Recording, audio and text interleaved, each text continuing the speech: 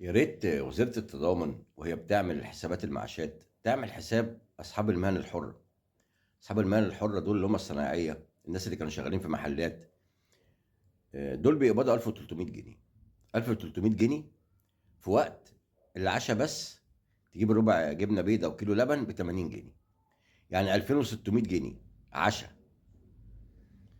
لو سعادتك مش واخدة بالك من ده، يا ريت تاخدي بالك من ده، إن أصحاب المهن بيقبضوا 1300 جنيه. 1300 جنيه دول سعادتك ما يمونوش عربية سعادتك. يا ريت تحطي في دماغك وانت بتحطي حسابات المعاشات ان في ناس معاشها ما يكملش حق الفول والفلافل فطار بس طول الشهر. دول عايشين معاكم في البلد، فيا ريت تعملي حسابهم وترفعيهم عشان تبقى حياة كريمة بالنسبة لأصحاب المعاشات. أقل معاش لازم يبقى 6000 جنيه، ده أقل حاجة عشان يمشي بالكفاف كمان.